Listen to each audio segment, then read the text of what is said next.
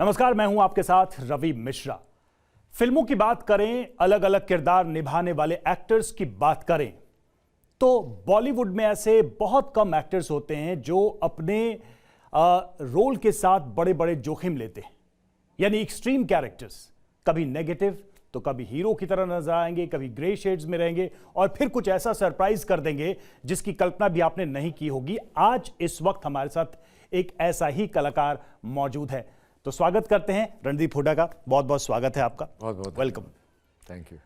तो मुझे लगता है कि चूंकि आपकी फिल्म स्वतंत्र वीर सावरकर आ रही है और सबको इंतजार है और आपने बहुत सारे इंटरव्यू दिए, मैंने देखा कि हर तरह की बात हो गई तो मैं ये सोच रहा था कि क्या छूट गया हो जो मैं पूछूं आपसे। तो सवाल यहीं से शुरू करते हैं कि सावरकर के किरदार को जीने के वक्त आपके अंदर क्या कुछ बदलाव आया है, यानी कि इस फिल्म के पहले और बाद में रणदीप हुड्डा अपने आप में कुछ बदलाव देख पा रहे हैं क्या? देखिए, इस फिल्म से पहले मैं सिर्फ एक कलाकार था, जिसका एक अभिनेता था, जिसका एक जमाई की तरह ट्रीटमेंट होता है। आ गए जमाई राजा, आ गए जमाई राजा, फ़ोन पे है जमाई राजा, खाना खा रहे हैं जमाई राजा, आराम कर रहे हैं। एज ए डायरेक्टर मुझे सबसे पहले पहुंचना पड़ता था और एज एन एक्टर प्रोड्यूसर हालत बेटी के बाप जैसी हो जाती है कि लोग आते हैं, खाना खाते हैं, बोलते हैं खाना अच्छा नहीं था, टेंट में होल होता है, कुर्सियाँ टूटी होती है, चम्मच गायब होते हैं, तो वो बाद में बटोरना पड़ता है। तो इसमें सबसे बड़ा चैलेंज तो ये था कि मेरी एक सिनेमा के अंदर जो मेरी एक कंट्रीब्यूशन होता है एक फ़िल्म के अंदर, उससे ज़्यादा बहुत ज़्यादा था। दूसरा, सावरकर जी के को पढ़ते पढ़ते और उनको करते करते मैं उनके तरह लिखने लगा हूँ। काफ़ी मैं शॉर्ट स्टोरीज़ लिखता हूँ हिंदी में, उनकी ही हैंडराइटिंग बन गई है मेरी। और साम दाम दंड भेद कैसे भी करके मैंने ये पिक्चर बनाई है ताकि मैं दर्शकों तक पहुंचा सकूं। उन्होंने भी ऐसे ही किया था, काला पानी से निकलने के लिए साम दाम दंड भेद जो उन्होंने यूज़ किया था, वहीं से कहीं इंस्पायर होके कि दुश्मन को किए हुए वादे निभाए नहीं जाते। लेकिन जब आप एक तरीके से जमाई राजा से शिफ्ट होकर होस्ट की भूमिका में आ रहे हैं तो आपने इतना रिस्की विषय या व्यक्ति क्यों चुना? मतलब लोग आसान तरीका भी चुनते हैं कि एक पॉपुलर तरीके की फिल्म बनाई जाए जो हिट भी हो, कामयाब भी हो, आप डायरेक्टर के तौर पे, प्रोड्यूसर के तौर पे स्थापित भी हो, आप पैसा भी लगा रहे हैं, मेहनत भी कर रहे हैं, डायरेक्ट भी कर रहे हैं, एक्टिंग भी कर रहे हैं, सब कर रहे हैं, और फिर आपने एक ऐसा कैरेक्टर चुना जिसको लेकर फिल्म के ट्रेलर के आने के साथ ही बहुत सारा क्रिटिसिज्म भी आपके सामने आ गया। जी, ये क्रिटिसिज्म सावरकर जी को के नाम पे भी आता है और उन्होंने जो तकलीफ़ सही है उसके हिसाब से तो मेरी तकलीफ़ें बहुत छोटी हैं। 2 साल हो गए मुझे ये पिक्चर बनाते, पर ये सब्जेक्ट मैंने नहीं चुना था। ये सब्जेक्ट मेरे पास आया था बतौर एक्टर के तौर पे, और फिर जब सब्जेक्ट आया तो मुझे भी, मैं तो इतिहास का काफ़ी स्टूडेंट रह चुका हूँ, मुझे भी लगा कि यार मैं उनके बारे में कुछ जानता नहीं हूँ, ऐसा क्यों?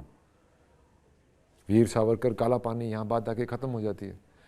तो फिर जब मैंने सशस्त्र क्रांति जिसका वो हिस्सा थे पढ़ना शुरू किया तो मुझे पता चला बहुत से लोग थे जिनके बारे में हम जानते नहीं हैं, जिनका अक्सर अंग्रेज़ी किताबों में, अंग्रेज़ी हिस्ट्री की जो किताबें आती हैं उसमें 1-2 पैराग्राफ में लिख देते हैं कि भाई एक सशस्त्र क्रांति भी थी, उसमें ये लोग थे, इन्होंने कुछ नहीं कर पाए, कोशिश की थी, कुछ नहीं कर पाए।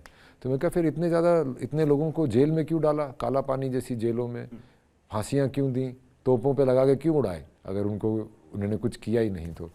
फिर जब मैंने इसके अंदर और पढ़ना शुरू किया तब मुझे रियलाइज़ हुआ कि इतना बड़ा व्यक्तित्व था उनका, इतने वो कवि थे, लेखक थे, आइडियोलॉग थे, थिंकर थे, वो एक ओपिनियन मेकर थे, एक इन्फ्लुएंसर थे। उन्होंने किताब लिखी थी 1857, भारत का पहला स्वतंत्रता संग्राम, जिससे कि सिपाही म्यूटनी से बदल के पूरा पॉइंट ऑफ व्यू चेंज हो गया था, और सभी सशस्त्र क्रांति वालों ने वो पढ़ी थी और उससे इंस्पिरेशन ली थी।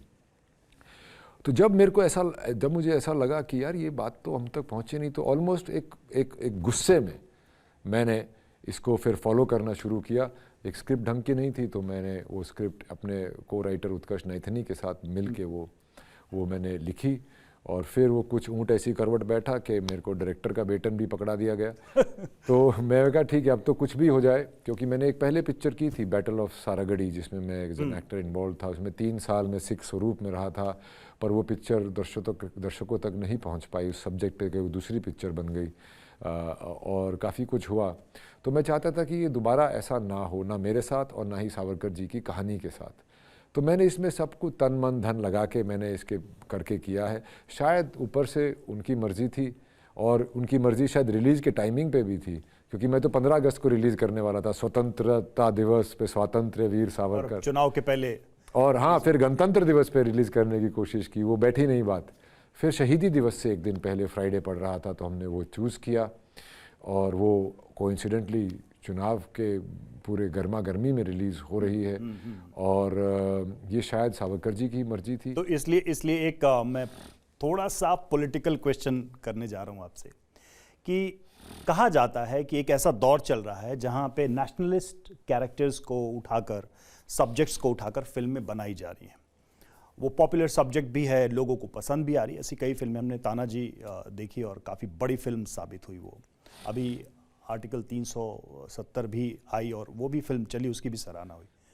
क्या रणदीप हुड्डा उसी धारा में बह रहे हैं? ये सवाल क्यों न किया जाए? बिल्कुल, ये सवाल बहुत लाजमी है। और क्योंकि आप देख रहे हैं कि मौका भी है, दस्तूर भी है, तो हम भी इसमें मैदान में उतरे। देखिए, जब आप फिल्म बनाते हैं तो बहुत सारी चीज़ें जुड़ती हैं उसको बनाने के लिए। तो मैंने तो कभी इसको एक उस नज़रिए से देखा ही नहीं। मैं तो एक इंडिविजुअल की कहानी पढ़ी, एक इंडिविजुअल के तौर पे उसको रिस्पॉन्ड किया, और मैंने 2 साल से मैं पिक्चर बना रहा हूँ और मैंने खुद का धन लगाया है इसमें, और 30 किलो वेट वज़न कम करके इस पे हम अलग से बात करें। 1.5 साल में रहा। तो भैया, प्रोपेगेंडा पिक्चर बनानी है तो और भी वो है बनाने के लिए।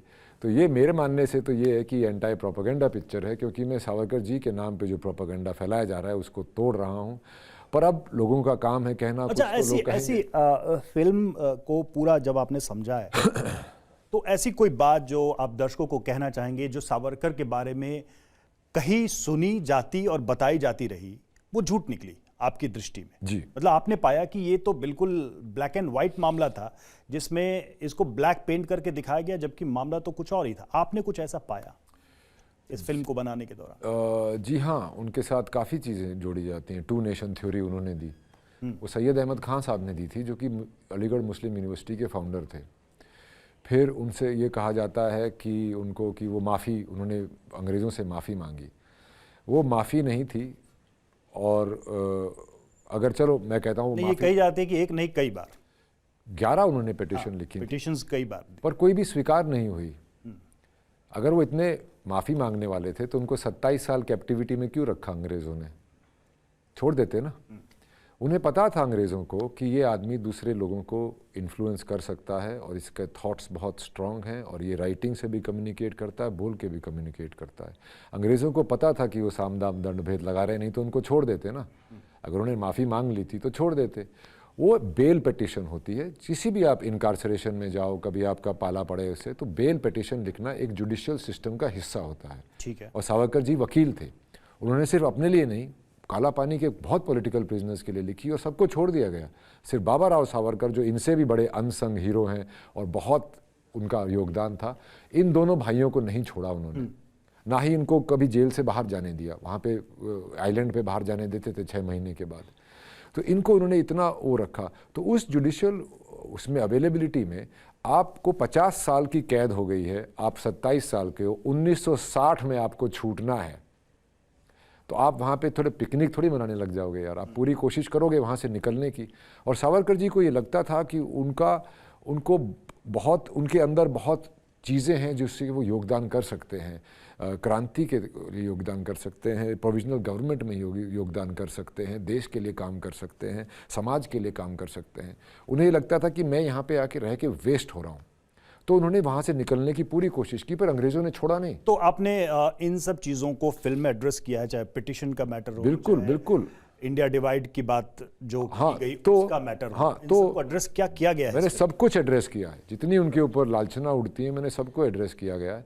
उनकी आखिरी पिटिशन नारायण राव सावरकर, जो उनके छोटे भाई थे, डॉक्टर नारायण राव सावरकर, जिनको मॉब लिंचिंग में गिरगांव चौपाटी में गांधी जी के असैसिनेशन के बाद मार दिया गया था, जब चितपवन ब्राह्मणों पे अटैक हुआ था महाराष्ट्र में बापू की असैसिनेशन के बाद, वो गांधी जी के पास गए थे कि आप मदद कीजिए। तो गांधी जी ने बोला कि इतनी लंबी लंबी चिट्ठियाँ मत लिखो भाई, जिसको वो भी वकील थे, बोला सीधा फैक्ट करो और एग्जाम्पल दो कि इसको छूट गया, हमारा क्यों नहीं, ये वो। और गांधी जी ने इसके ऊपर आर्टिकल भी लिखे। गांधी जी मानते थे कि सावरकर एक निडर और ग्रेट ऑर्गेनाइजेशनल स्किल्स, ग्रेट लोगों को जोड़ने वाली स्किल्स और बहुत इंडस्ट्रियस आदमी थे। वो चाहते थे कि सावरकर जी बाहर निकलें जेल से और प्रोविजनल गवर्नमेंट का हिस्सा बने, इंडियन नेशनल कांग्रेस का हिस्सा बने। पर अंग्रेज़ों ने जब उनको छोड़ा तो उन पे 3 कंडीशन लगाई गई।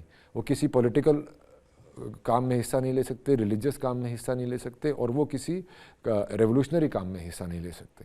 ये कंडीशन को 5 साल के लिए छोड़ा, फिर 5 साल बाद फिर 5 साल बढ़ा दी और फिर 6 साल बढ़ा दी। तो उनको बहुत सालों तक उन्होंने उसमें रखा।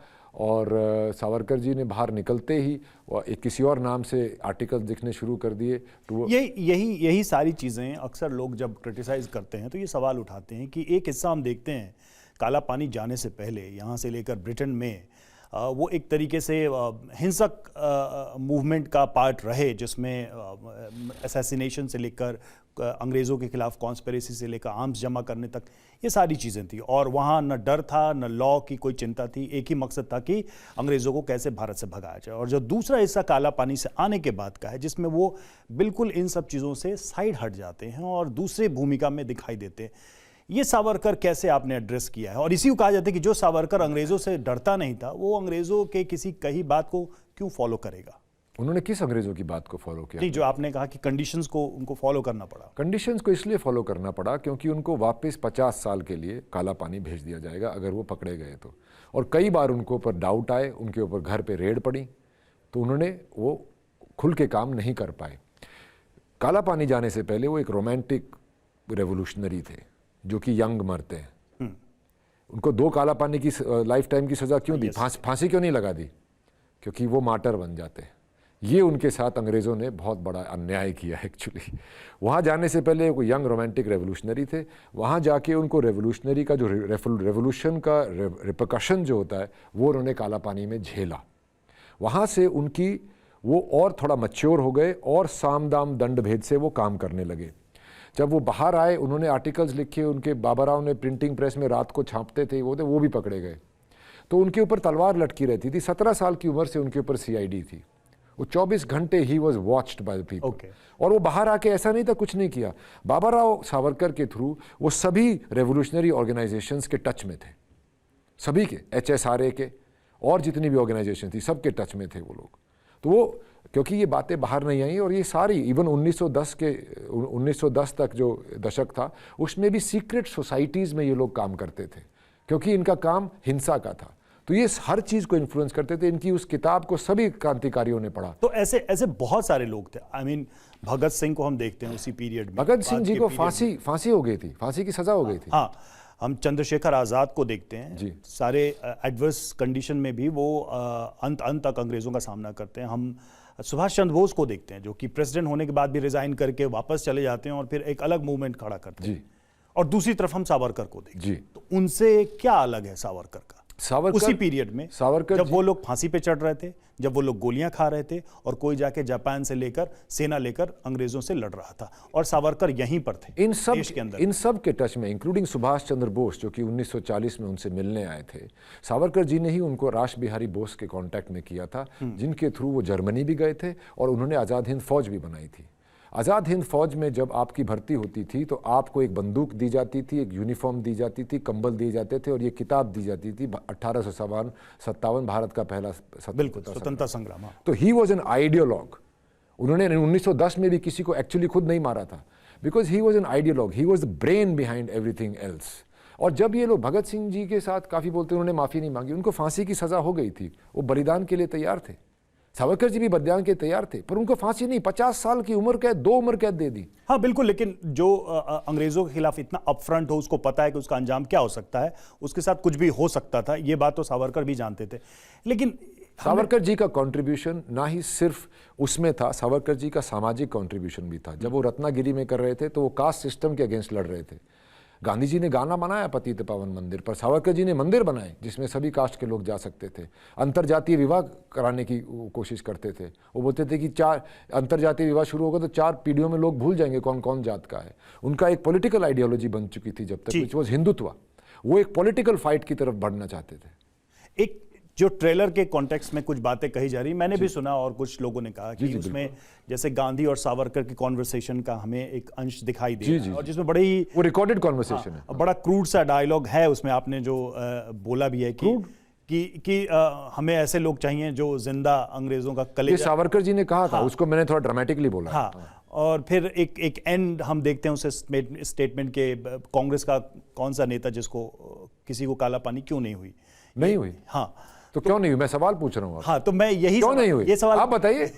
ये सवाल मैंने आपसे कर रहा था पूछा कि क्या इस तरह के डायलॉग्स को आपने जानबूझ के उसमें इंक्लूड किया, जिसमें कांग्रेस को ऑफ कोर्स आप क्वेश्चन कर रहे हैं, कांग्रेस की भूमिका सावरकर के प्रति, उनका इंडियन नेशनल कांग्रेस की भूमिका थी एक वो अहिंसा से, गांधी जी के आने के बाद पहले भी वो मॉडरेट, उसको आप क्वेश्चन कर रहे हैं। मैं क्वेश्चन कर रहा हूँ। मेरा एज ए फिल्म मेकर काम है क्वेश्चन उठाना, राइट। उसके थ्रू आपको मैं क्यूरियस करना चाहता हूँ ताकि आप मेरी फिल्म आके देखें, राइट।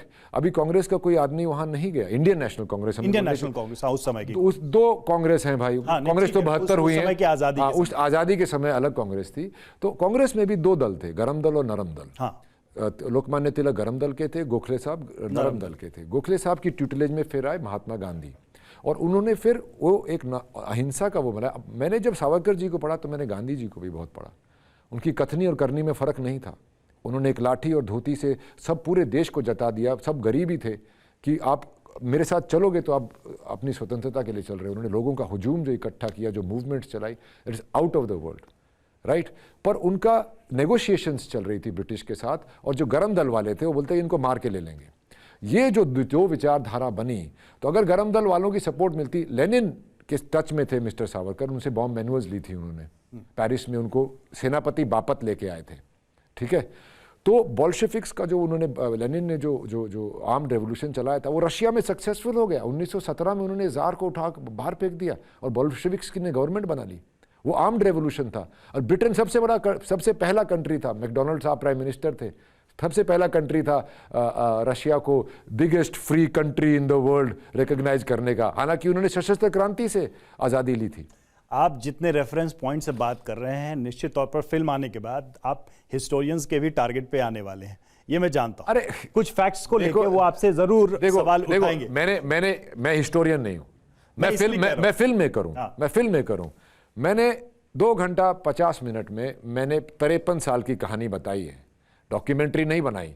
तो ऑब्वियसली एक स्क्रीन प्ले बनाते वक्त आपको लिबर्टीज लेनी पड़ती हैं, आपको ड्रामा क्रिएट करने के लिए उसमें करना पड़ता है, that is there. But all none of the basic facts have been tampered with, but at the end of the day I have not made a documentary, I made a very thrilling film, thriller film.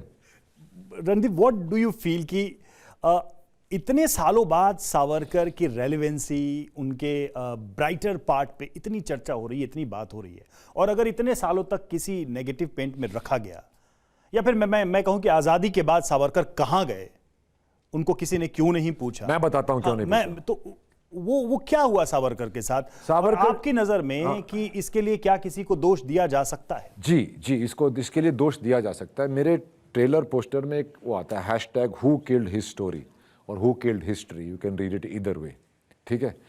तो जब partition हुआ, जब हमें आज़ादी मिली, उस वक़्त 3 political पार्टियां थीं उसमें, इंडियन नेशनल कांग्रेस, हिंदू महासभा और Muslim League. These were the main national parties in the country at that time. The people in Muslim League, वो सब लोग चले गए पाकिस्तान, मोस्ट लीडर्स पाकिस्तान चले गए। फिर हिंदू महासभा बची थी और इंडियन नेशनल कांग्रेस बची थी। लाखों की तादाद में हिंदू पाकिस्तान के एरिया से इंडिया के एरिया में आए थे। सब ने बंटवारे का कत्लेआम, लूटमार सब देखा था। It was not well handled. हमारा बंटवारा वेल हैंडल्ड नहीं था। 20 मिलियन लोग अफेक्ट हुए थे, 1 मिलियन से ज़्यादा लोग मरे थे, और हमारी कितने और ट्रेजेडी हुई होगी हमें फिगर्स में भी नहीं पता। उस वक़्त फिर से हिंदू महासभा का रिसर्जेंस हो रहा था, हालांकि 1945 में हिंदू महासभा हार गई थी। फिर से रिसर्जन हो रहा था उस वक़्त जब बापू की असैसिनेशन हुई। 3 अटेम्प्ट हुए थे बापू के ऊपर, राइट। तीसरे अटेम्प्ट पे उनकी हत्या, उनकी असैसिनेशन हुई। उसके बाद पहला डिक्टेट गया था कि सावरकर जी को आप अरेस्ट नहीं कर सकते अनलेस आपके पास जुडिशियल प्रूफ हो, क्योंकि गोडसे और आप्टे पहले हिंदू महासभा में थे, पर उन्होंने अपना दल बना लिया था। जब बना लिया था, फिर दूसरा एक मीटिंग हुई, उसके बाद दूसरा डिक्टेट आया कि जुडिशियल प्रूफ ना भी हो, इनकी हिस्ट्री और आइडियोलॉजी बताते कि ये इन्होंने करा हो सकता है। उसके बेसिस पे उन्हें अरेस्ट किया, 1 साल उन पे केस चला, 27 साल अंग्रेजों ने जेल में रखा। नहीं ये तो हिस्ट्री हम जानते हैं। हाँ, 1 साल वहां पे। सुनिए आगे सुनिए। जब सावरकर जी को अक्यूज किया गया, हेडलाइंस क्या थी? एक हिंदू ने महात्मा को मारा है। इससे हिंदू महासभा विलीफाई हो गई, वो विलन्स बन गए। हिंदूज की सिंपथी, हिंदूज की गिल्ट, हिंदूज का उससे स्प्लिट हो गई। In 1952 Congress won almost unopposed, Indian national Congress.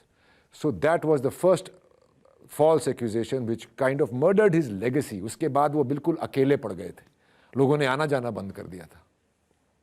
पर जब वो मरे तो एकदम से लाखों लोग इकट्ठे हो गए जो घरों में छुप के उनको एडमायर करते थे। खुल के नहीं बोल सकते क्योंकि इनका बताया जाता है कि इनका हाथ बापूजी की हत्या में था। कौन कर सकता था ऐसा? नहीं कर, कोई आगे सामने नहीं आता नहीं था। तो मैं जब वो मरे, सुनो, तो बहुत क्लियर सवाल था कि आप किसको मानते हैं इसके लिए दोषी? मैं बता तो रहा हूं, जवाब दे तो रहा हूं। फिर इनके ऊपर कपूर, जब ये मरे तो लाखों लोग इकट्ठे हुए तो कपूर कमीशन बिठा दी, नॉन जुडिशियल कमीशन, जिसने बोला कि the sword of doubt still Hanks over him. तो उस एक चीज को लेके उनको दबाते आए हैं और वो मेरे ख्याल से उस एक चीज से इनका पूरा नहीं तो एक तो पॉलिटिकल पार्टी जो आज रूल कर रही है, एक तरीके से सत्ता में है, और उनके जितने भी रूट्स देखें तो वो तो सावरकर को हेल करते ही रहे। उनके सारे नेता शुरू से ही उनको सावरकर की संघ हो, बीजेपी हो।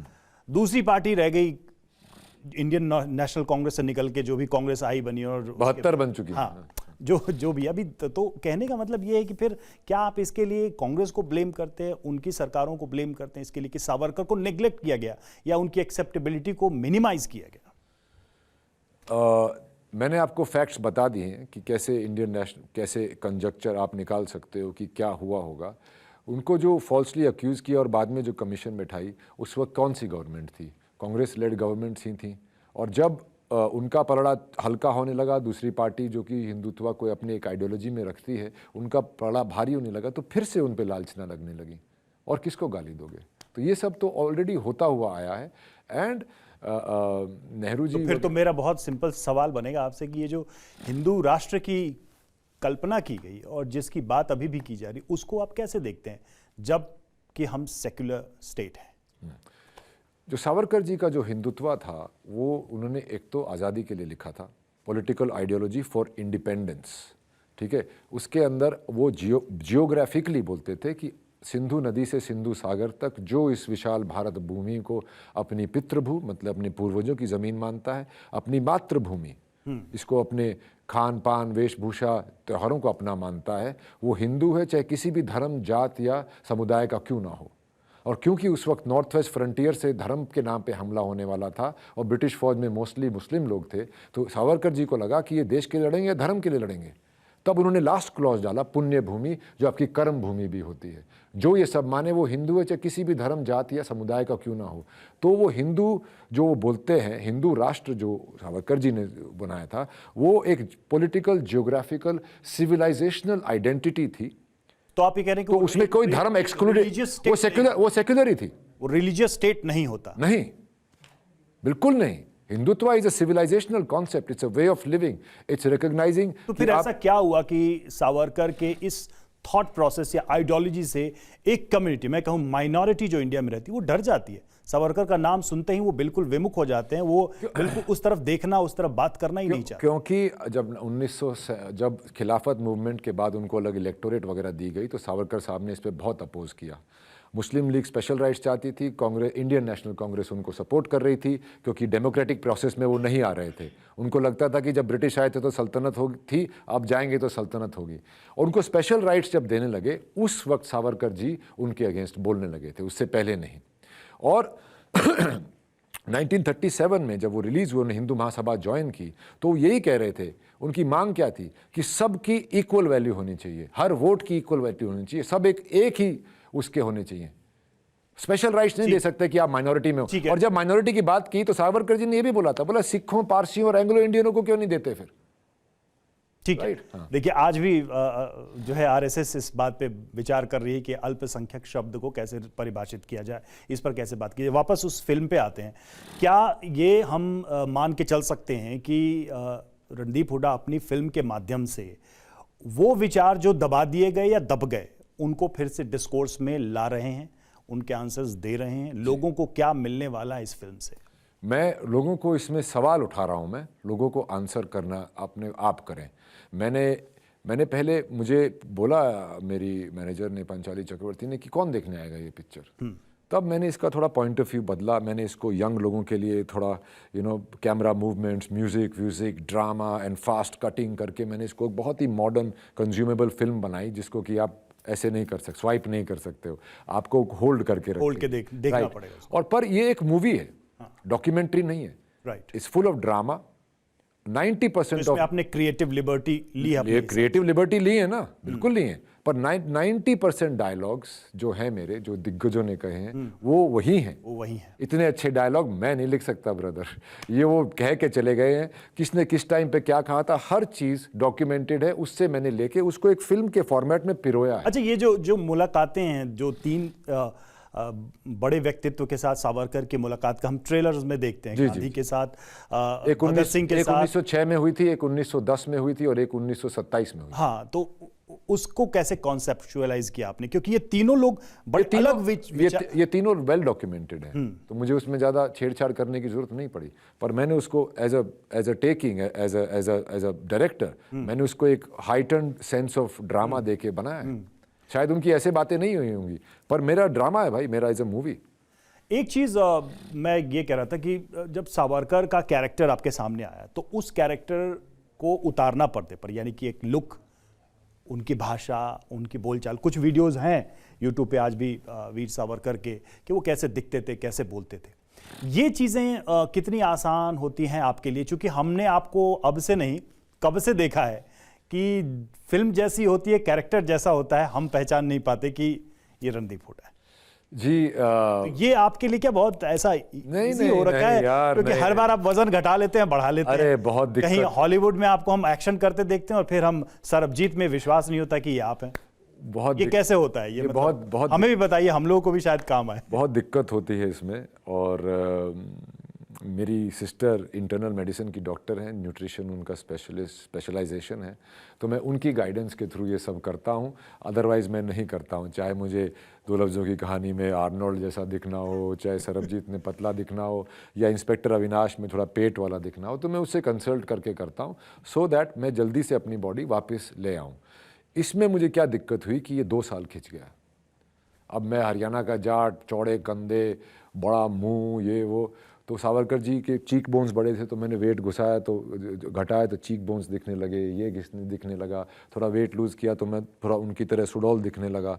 तो वो सब चेंजेस किए हैं। मेरा ये मानना है कि अगर आप चार्ल्स के रूप में भी देखा, चार्ल्स के रूप में सेम चीज़ मेरा ये मानना है, अगर आप कोई भी किरदार करते और वो अमेजिंग था, वो जो अपीयरेंस था, मतलब वी ऑल आर लाइक कि हम उस चीज़ को देखते रहे कि ये कैसे किया आपने। वो एक उसमें समय लगता है, प्लानिंग की जाती है, कुछ तो मेकअप से होता है और कुछ अपने आप को, आप जब किसी इंसान की तरह सोचने लग जाते हैं और उनकी तस्वीर देखते रहते हैं तो आप, नहीं चलिए लुक तो आपने बना लिया, but the way you know carry the character, so उसके लिए उसकी बात में क्या, उनकी सोच को अपना बनाना पड़ता है, और जो उनका नज़रिया होता है अलग अलग चीज़ों के लिए वो अपनाना पड़ता है, भाषा बदलनी पड़ती है। मैं अपने अनुभव से, फिल्मों को जितना मैं समझता हूं, अपने अनुभव से ये कह सकता हूं कि इंडिया में बहुत गिने चुने एक्टर्स हैं, एक्टर्स कह रहा हूं मैं स्टार्स नहीं कह रहा है ना, एक्टर्स हैं जो ऐसा कर पाते हैं जी। मतलब हम तो, मैं कहूँगा कि जैसे बड़े बड़े कई सितारे हैं, वो अलग अलग दिखना तो चाहते हैं, लेकिन वो हमें हमेशा एक ही जैसे दिखते 20 साल से 30 साल से, लेकिन उसमें आप लोगों का स्विच समझ में नहीं आता। उसमें ना वैनिटी बीच में आ जाती है, एक्चुअली करना सब चाहते हैं पर थोड़ी वैनिटी बीच में आ जाती है। तो इसमें तो मैंने अपने बाल उड़ा लिए थे, क्योंकि एक पॉइंट के बाद सावरकर जी के हेयर लॉस हो गया था, बहुत पतले हो गए थे। तो उसके अंदर देखिए, मैं फिल्मों में नाचता नहीं हूँ तो मैं ये कर लेता हूँ, सबको अपना अपना एक वो नीश बनाना होता है, और ये मेरा है। और मैं ये रोल्स बिल्कुल जाके पकड़ता नहीं हूँ, मैं तो भागता हूँ इन रोल से। मैं हर एक प्रोजेक्ट को आते ही नहीं, भैया ये मैं कह रहा हूँ कि एक एक्टर के लिए अपने मैं कहूँ कि एक्सट्रीम कैरेक्टर्स को चुनना, एक इमेज में बिल्कुल ना बंधना, ये सबसे बड़ी चुनौती और सबसे बड़ी अच्छाई भी है। वो आप कर पाते हैं। मेरी आपको पैरोडी नहीं दिखेगी कहीं पे, हाँ, मेरी मैं इसीलिए नकल कह रहा उतारते, क्योंकि मैं बदलता रहता हूँ। तो वही मेरा एक मेरी कला के प्रति मेरा हमेशा से यही एक वो रहा है कि मैं कुछ ऐसा काम करूं जिसमें मेरी भी बहुत इन्वॉल्वमेंट हो, मेंटली, फिजिकली, और दूसरे के शूज़ में आपको कैसा लगता है, वो एक डिपार्चर फ्रॉम सेल्फ। मैं कभी छुट्टी पे नहीं जाता हूं, क्योंकि छुट्टी में मैं मेरे साथ ही होता हूं, तो मेरे लिए छुट्टी ये कैरेक्टर्स होते हैं अपनी अपने तरफ से।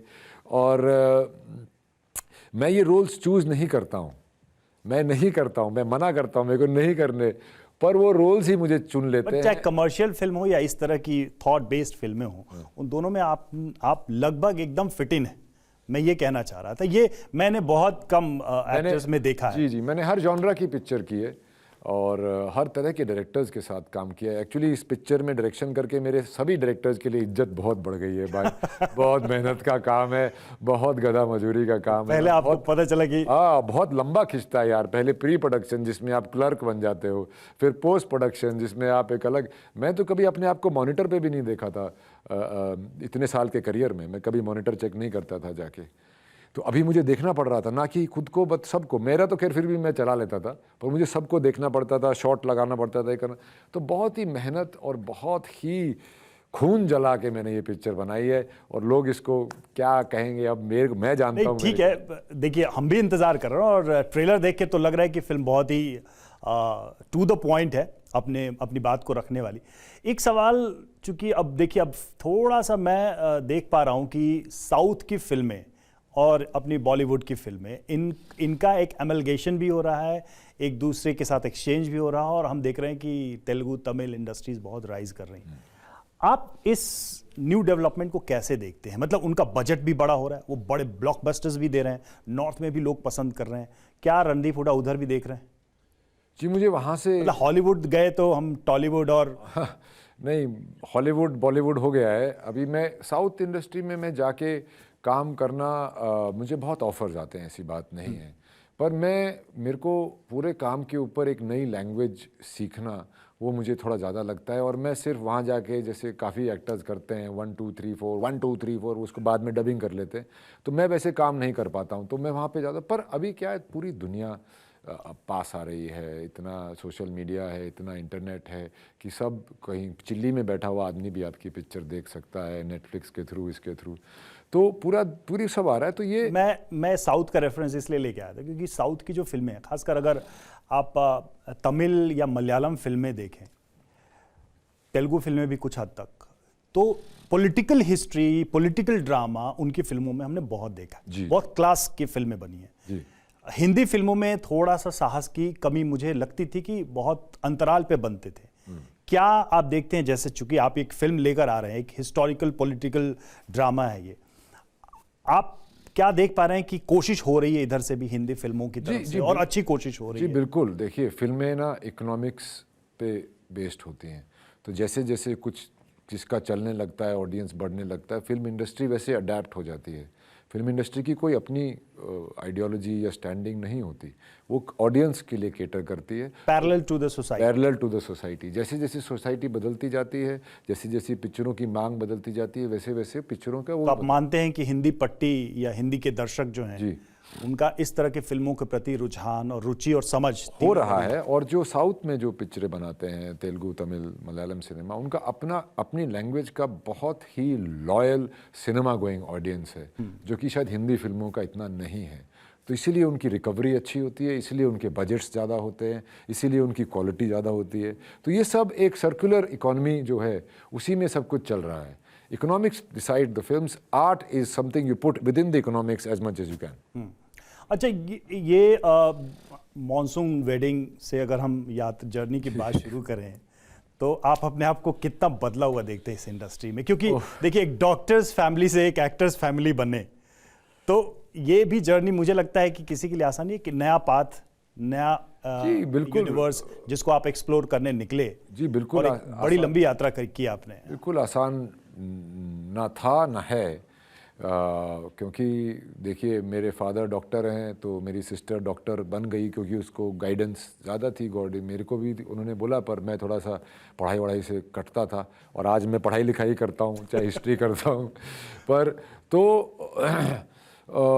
इसमें स्ट्रगल थी, आप एक नई जगह जा रहे हैं, नए तौर तरीके, और हरियाणा से होने का बहुत डिसएडवांटेज था because of our approach, language, humour. ये सवाल मेरा रह गया था। हाँ, ये अप्रोच, लैंग्वेज, ह्यूमर, किसी चीज़ को कॉलिंग अ स्पेड, वो सब मेरे अगेंस्ट था, नेचुरली था।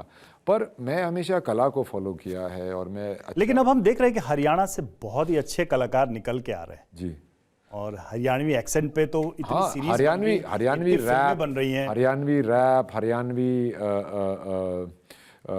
Songs, Haryanvi dialects people are using. मैं वही कह रहा था। मैं तो बहुत खुश हूँ इस बात से, मैं बहुत खुश हूँ कि हमारा कल्चर अभी, और जैसे पहले पंजाबी कल्चर ऐसे होता था फिल्मों में बहुत, अभी हरियाणा का कल्चर भी आ रहा है, तो I am good. May be मेरे इतना काम करने से शायद लोगों को प्रेरणा मिल रही है कि सिवाय फौज और खेती, डाइवर्सिटी बढ़ रही है बॉलीवुड में भी, आप ये वो एक्चुअली हर कम्युनिटी में बढ़ रही है बिकॉज सभी लोग आजकल स्टार हैं इंस्टाग्राम पे, नहीं तो उस पे टिकटॉक तो बंद हो गया, पर सबको अपना अपना एक होता है। ह्यूमन बीइंग्स में एक टेंडेंसी होती है कि वो लोगों तक पहुँचे, लोगों को दिखें, तो वो एक नेचुरल टेंडेंसी है। और क्योंकि अभी उसको बुरा नहीं माना जाता, क्योंकि जब मैं आया था तो मेरे फादर भी बहुत ही चिंतित थे और वो इतने फेवर में नहीं थे, पर उन्होंने मुझे रोका नहीं, उन्होंने बस बोला था भाई बुढ़ापे में हमारे ऊपर बोझ मत बनना आके, ये उनकी एक कंडीशन थी।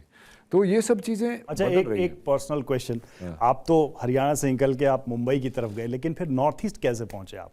आई mean what about the chemistry with Lin and you and like? एक दोस्ती हुई, एक समझ हुई, एक म्यूचुअल अंडरस्टैंडिंग हुई, और सेम चीज़ों को चाहना, सेम डायरेक्शन में देखना, वो सब हुआ। और मणिपुर में गए क्योंकि लड़की के घर ही शादी होती है, तो वहाँ गए, हम भी, मेरी फैमिली गए थे और मेरे 4-5 दोस्त गए थे, तो हम भी उनके कल्चर को देख के अचंभित रह गए। वो लोग तो हमसे भी ज़्यादा सनातन को फॉलो करते हैं, वैष्णव होते हैं, Meiteis, when they converted to Hinduism, उनके किंग थे, पर ट्राइबल गॉड्स को भी प्रे करते हैं और हिंदू गॉड्स को भी प्रे करते हैं। तो वो सब देखा मैंने, सेरेमनी, इतनी सिंपल सी सेरेमनी, और मेरे को उसमें बैठा दिया ऐसे, मैं हिल नहीं सकता। मेरा एक ग्रूम हैंडलर होता है, उसने बोला अगर तुम हिले, हंसे या इधर उधर देखा, you will not be a good Meitei groom. तो मैंने जाटो वाली में कहा बिल्कुल, यहाँ पे बेइज्जती नहीं करानी आगे। तो वहाँ पे बैठे, पूरा हो गया, और पूरे टाइम मेरे नाक में भी खुजली होती, तो मैं कहा मैं नोज में खुजली कर दे, किस साइड, राइट साइड, तो he'll do this, I won't move. और एक बहुत अच्छी प्रथा है कि वो लड़के की माँ को मंडप के उस पार सामने बैठाते हैं और लड़के को हिलना नहीं, तो सारे टाइम अपनी माँ को देख रहा है, अपनी बीवी की ऐसी इज्जत करे जैसे वो चाहे उसकी माँ की हो। तो ये बहुत अच्छी सेरेमनी थी। वो आग यूज़ नहीं करते, तुलसी यूज़ करते हैं। अच्छा। और उसके बाद, सेरेमनी के बाद, मेरे जो साले साहब हैं मणिकांता लैशराम, तो उन्होंने माइक पे बोला इस सिचुएशन में ये जाट ही यहाँ पे आके शादी कर सकते थे और कोई नहीं आ सकता था। तो but it was a very good cultural exchange. उसके बाद बम्बई में हमने एक रिसेप्शन की, फिर दिल्ली आके हमने अपने गांव के लोग, स्कूल के, मेरे पेरेंट्स के फ्रेंड्स के साथ, सबके साथ करी। और फिर 2 दिन का ब्रेक मिला न्यू ईयर्स पे, तो हम केरला गए। तो मैं बोल रहा था, मैं कहा यार हमारी शादी में तो हमने पूरे चारों कोने कवर कर लिए देश के। ये बात तो सही है। इसीलिए मैं ये क्वेश्चन इसलिए लेके आया कि देखिए 2 बड़े ही सेंसिटिव मामले इसको लेकर जी। चूँकि आपकी शादी उस समय हुई जब मैतीज का जो इशू है पूरे देश में चल रहा था और बहुत ही अभी भी चल रहा है, तो उसको लेकर आपकी वाइफ से क्या बात हुई, आपने क्या समझा? मतलब एक ऐसा सब्जेक्ट है जिसको मुझे लगता है कि रेस्ट ऑफ द इंडिया कम जानता है या कम समझता है, मैतीज के इशू को, तो आप उसको कैसे एड्रेस करते हैं, आप उसको कैसे देखते हैं? और दूसरा कि दिल्ली हरियाणा में नॉर्थ ईस्ट के लोग, चूँकि हम भी जब आए थे तो हमने देखा कि एक अलग नज़रिया था, लेकिन आप चूंकि अब एक परिणय सूत्र में बंधे हैं, अब संबंधों में हैं, तो आप उस विषय को कैसे एड्रेस करना चाहेंगे या क्या मैसेज देना चाहेंगे सभी को? क्योंकि नॉर्थ ईस्ट हमारे देश का अभिन्न हिस्सा है, हमारे अपने लोग हैं। जी बिल्कुल। मेरा वहाँ की लड़की से शादी करना, वहाँ जाके उनकी रीति रिवाजों में करना, यही अपने आप में एक उस चीज़ को एड्रेस करते हैं कि ये भी हमारे ही लोग हैं। राइट। दूसरा, वहाँ पे जो प्रॉब्लम चल रही है वो उनकी काफ़ी कॉम्प्लिकेटेड प्रॉब्लम है। कुकीज़ और मैतीज़ के बीच में जो चल रहा है, उसकी हिस्ट्री में अगर आप जाओ, आप उसको देखो, तो आपको काफ़ी चीज़ें मिलेंगी जहाँ पे गलतियाँ हुई हैं, गवर्नमेंट से गलतियाँ हुई हैं, लैंड डिमार्केशन में गलतियाँ हुई हैं, बॉर्डर सिक्योरिटी में गलतियाँ हुई हैं। उसको लेके आज ये कॉन्फ्लिक्ट चल रहा है। मैं इसमें कोई एक्सपर्ट नहीं हूँ, मेरी बीवी से मैं इसमें ज़्यादा बात करता हूँ तो झगड़े हो जाते हैं, तो उस टॉपिक को अवॉइड किया जाता है। पर ये अपने आप में ही एक चीज़ थी कि मैं तो जैसे हरियाणा में जोक मारते थे, अरे भाई मणिपुर बेरा क्यों का ब्याह होया, बोला क्यों, बोला गवर्नमेंट की नौकरी ना थी। तो ये इट्स अ गुड कल्चर। अच्छा, तो ठीक है, तो फूड के बारे में क्या ख्याल है? क्योंकि हरियाणा के लोग और दिल्ली एनसीआर में जो हम खाते हैं और मणिपुर में जो भोजन होता है, मणिपुर में इनका क्या फर्क मिला आपको? क्या भरोसा गया जब आप बारात लेके वहां हम पहुंचे? गए तो हमारा जाके लंच हुआ, वो बिल्कुल सात्विक खाना, अच्छा, वेजिटेरियन सात्विक खाना, और इतना टेस्टी, हमारे तो सब उंगलियां चाटते थे। जैसे मतलब कुछ बताइए, क्या उसमें नाम भी अलग होंगे, नाम भी याद है कि नहीं? मैं कुछ गलत नाम ना ले दूं। मेरे को तुम घर में जाके झगड़े कराओगे। पर सात्विक वैष्णव खाना हमने खाया था और बहुत ही स्वाद था। हरियाणा में भी हम लोग ज़्यादा वेजिटेरियन ही होते हैं, मीट चिकन वगैरह कम खाते हैं। मैंने भी फर्स्ट ईयर कॉलेज तक कभी नॉनवेज नहीं खाया था। अंडे खा लेता था मैं, नॉनवेज नहीं खाता था, क्योंकि मेरी नानी उसमें बिलीव करती थी। तो वो वेजिटेरियनिज्म बहुत ही मिलती जुलती है हम लोगों की। वो लोग सनातन धर्म को ज़्यादा फॉलो करते हैं, हमारे यहाँ आर्य समाजी ज़्यादा लोग हो गए हैं। और उनका कल्चर बहुत सॉफ्ट और वो होता है। हमारा थोड़ा आड़ा कुड़ा, ये हमारा थोड़ा बहुत एग्रेसिव होता है। मेरे पेरेंट्स रॉ है थोड़ा। हाँ, मेरे पेरेंट्स यार इतने सभ्य लोग हैं, my parents were very surprised. और हमारे यहाँ जाते हो धक्का मुक्की है वो। ऐसा तो नहीं हुआ कि मैं अपने कल्चर से बहुत प्यार करता हूँ। मैं I am a proud Haryanvi as she is a proud Manipuri. इसमें कोई मेल मिलाप नहीं है। अच्छा, coming back to your film Savarkar की बात हम कर रहे थे, एक डिवाइड हम देख रहे हैं जी। आई मीन इस तरह की फिल्मों को लेके या बनाने को लेके एक्टर्स के बीच अप्रोच, ओपिनियन बॉलीवुड में, और कहीं ना कहीं वो जो एक लेफ्ट राइट वाली जो चीज़ थी वो भी हमें दिख रही है। एक सेक्शन ऐसा है जो लगातार ऐसी फिल्मों को क्रिटिसाइज करता है, ऐसे कैरेक्टर्स या ऐसे लोगों या ऐसे व्यक्तित्व पर। तो आप इसको कैसे देखते हैं? ये डिवाइड ने भला किया है बॉलीवुड का या फिर इससे कुछ नुकसान हो रहा है? देखिए, फिल्म एक एंटरटेनमेंट का साधन होता है, और ये फिल्म भी लेकिन मैसेजिंग का भी तो ये फिल्म भी मैंने एंटरटेनमेंट के लिए ही बनाई है। फिल्म ये डॉक्यूमेंट्री नहीं बनाई है, मैंने आपको बोला एंगेजमेंट के लिए बनाई है। और एंगेजमेंट आप एंटरटेनमेंट से ही कर सकते हो। आप किसी को जाके भाषण दोगे तो वो नहीं सुनेगा, आप उसको एंगेज करोगे, घर जाके सोचेगा अरे हाँ यार बात तो ठीक थी। तो फिल्में हर तरह की फिल्में बननी चाहिए, और हर तरह की फिल्में बनती हैं। कॉमेडीज़ बनती हैं, सोशल कॉमेडीज़ बनती हैं, रोमांस बनता है, सोशल रोमांस बनता है, तो हर एक्शन बनता है किसी और चीज़ के लिए। तो वो फिल्में तो हर तरह की बननी चाहिए। वो मेकर के ऊपर डिपेंड करता है वो क्या फिल्म बनाना चाहता है। अभी उसमें आप जो बनाना चाहते हैं उसकी आपको फंडिंग मिल रही है नहीं मिल रही, उस पर अगला डिसीजन डिपेंड करता है। These are some of my ideas. नहीं, मैं इसलिए लेके आया क्योंकि लॉबिंग की बात कही जाती है, नेपोटिज्म की बात कही जाती है। आप हमारे विचारों या हमारे तरीके के हैं तो हम आपको सपोर्ट करेंगे। बॉलीवुड में मतलब मैं ये अपनी तरफ से नहीं कह रहा, बहुत सारे जो एक्टर्स हैं वो खुद ये सवाल उठा रहे। कंगना रनौत से लेकर बहुत सारे लोगों ने ये क्वेश्चंस किए कि भाई यहाँ तो बड़ी लॉबी चलती है। आपने क्या इस चीज को फेस किया? देखिए लॉबिंग चलती है, वो लोग आपस में बड़े हुए हैं, सेम फैमिलीज के हैं, सेम एरियाज में रहते हैं। अब अगर मैं वर्ड बोल दूं नेपोटिज्म, हाँ नेपोटिज्म। मेरी बहन डॉक्टर बन गई है, मेरे फादर डॉक्टर थे, तो वो नेपोटिज्म है क्या? एक दुकानदार का लड़का दुकानदार बन जाता है, किसान का लड़का किसान। लेकिन नए इंसान के आने में क्या वो बाधा है? जैसे आप गए नॉन फिल्म बैक, हर एक इंडस्ट्री में सेम होता है। बाधा ये होती है यार, आप एक दो अपॉर्चुनिटी आपको मिल सकती हैं, आप फिल्म फैमिली से हो, आपको फेलियर हो जाए तो और 2-3 अपॉर्चुनिटी मिल सकती हैं। But there are so many star kids जिनका करियर नहीं चला। तो उसके अंदर आप ये देखो, अंगूर खट्टे हैं या ये वो गलत चीज़ है। मैं यहाँ पे मुझे 23 साल हो गए, तो मैं आउटसाइडर थोड़ी हूँ। नहीं, बिल्कुल अब नहीं है, आप एस्टैब्लिश्ड। राइट, जब मैं आया था, जब मैं आउटसाइडर था, और मुझे आज मैं यहाँ बैठ के आपसे बात कर रहा हूँ, वो बम्बई की और फिल्म इंडस्ट्री की ही देन है। आप क्या बात कर रहे हैं? तो इसमें आपकी लॉबिंग होती है। देखो, left wing and the right wing belong to the same bird. Yes, left wing and right wing belong to the same, एक ही पक्षी के बाएं और दाएं विंग होते हैं। तो वो दोनों चलेंगे तो उड़ेगा ना वो। तो हर तरह की विचारधारा, हर तरह की फिल्में ये बनाना बिल्कुल लाजमी है और बनानी भी चाहिए। आपकी जो रुचि है और आपको जो लगता है दर्शक पसंद करेंगे, उसके ऊपर वो डिसीजन होते हैं। आप अभी आपकी पिछली पिक्चर कैसे चली है, अगली पिक्चर उसी के हिसाब से मिलती है। अच्छा चलिए, अब हम आखिरी हिस्से में आ गए, हम कंक्लूड करेंगे जी। खाने में क्या पसंद है आपको, क्योंकि आपकी फिजिक को देख के ये सवाल बनता है। यार देखो, पसंद और जरूरत को कैसे बैलेंस करते हैं? कंफर्ट फूड होते हैं और फिर मैं एक्चुअली कम खाता हूँ। अच्छा। मेरे सावरकर जी के करते करते मैं 20-20 घंटे का उपवास रखता था रोज, और सिर्फ 20 घंटे में कुछ नहीं खाता था। ऑमलेट चिल्ला, थोड़े नट्स, और या फिर तो थोड़ा चिकन खा लिया, और बाकी सब बंद, शुगर बंद, मिल्क बंद, सब बंद। तो उसी से आपकी तो फिर सरबजीत में तो आप कहेंगे मैंने खाया ही नहीं। सरबजीत बहुत शॉर्ट पीरियड में हुई थी और ये थोड़ा लंबा खिंच गया, तो nobody can starve themselves for so long. मैं कई बार सेट पे चक्कर खा के गिर जाता था because I was too much. But खाना ना खाने से आपकी एनर्जी ज़्यादा आ जाती है। मैं तो देखता था यार, ये सेट पे लंच ब्रेकफास्ट भी करेंगे, नाश्ता ब्रेक भी करेंगे, लंच फिर नाश्ता ब्रेक फिर डिनर, और मैं भूखा मरता था। मैं प्रोड्यूसर डायरेक्टर और मैं बैठा हूँ, यार कब ख़त्म करेंगे ये लोग खाना। तो उससे एनर्जी आ जाती है जनरली आपकी लाइफ में। जैसे हमारे रिलीजन में है, हिंदुइज्म में उपवास होता है, मुस्लिम्स में रोज़ा होता है।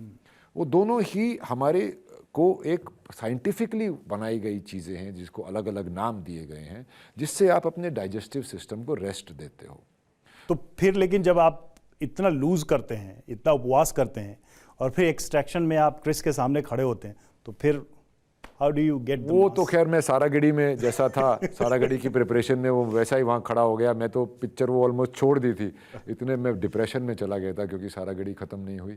पर क्या होता है इसमें कि आपको सिंपल बात होती है यार, जितना अंदर डाल रहे हो उससे ज़्यादा बाहर निकालो तो आपका बैलेंस रहता है। इसके अंदर अभी मेरी, जैसे मैं कहा, मेरी सिस्टर ने मुझे बहुत हेल्प की। वैसे भी मैं जनरली बता रहा हूँ, हमारे जो उपवास का सिस्टम होता है वो बहुत ज़रूरी होता है क्योंकि आपके डाइजेस्टिव सिस्टम को रेस्ट मिलता है। और आप 16 घंटे से ज़्यादा उपवास करते हैं तो आपकी बॉडी के अंदर खुद एक मैकेनिज्म होती है, कुछ हार्मोन्स रिलीज होते हैं जो अपनी आपकी बॉडी को खुद सही करते हैं। आपके बैड सेल्स खाते हैं पहले, फिर फैट सेल्स खाते हैं, इवन कैंसर सेल्स खाते हैं। तो ये बहुत साइंटिफिक चीज़ है। पर हमने क्या किया, उपवास को सिर्फ फ्रूट डाइट, सिंगाड़े का आटा खा लो, ये कर लो नहीं खाना तो कुछ नहीं खाना। अब चूंकि अंतिम सवाल है ये, अपनी फिल्म को लेकर आप दर्शकों से क्या, हमारे दर्शकों से आप क्या कहना चाहेंगे? मैं यही कहना चाहूँगा कि मैंने एक thriller and engaging entertaining film, larger than life film बनाई है, एक ऐसी हस्ती के बारे में जिसके बारे में लोगों को बहुत कम पता है, और एक सशस्त्र क्रांति के ऊपर पिक्चर बनाई है। क्योंकि हमको लगता है, हमें ये पढ़ाया गया है कि हमको आज़ादी सिर्फ अहिंसा से मिली थी। ये पूरा सच नहीं है, और भी बहुत लोग थे। तो आके मेरी पिक्चर देखिए, एंगेज कीजिए। और मैं वीर नहीं बोल रहा हूँ उनको, आप पिक्चर देखिए, घर जाके बोलिए कि सावरकर वीर थे या नहीं थे। 22 March in a theatre New York. Thank you very much. तो रणदीप हुड्डा को सुना आपने, और सभी को इंतजार है इनकी फिल्म का, वीर सावरकर का। आप भी देखिए और ज़रूर ओपिनियन अपनी बताइएगा कि आखिर ये फिल्म जो है, जो दावे हैं रणदीप हुड्डा के, उन दावों पर कितनी खरी उतरती है। हमसे जुड़ने के लिए बहुत बहुत धन्यवाद।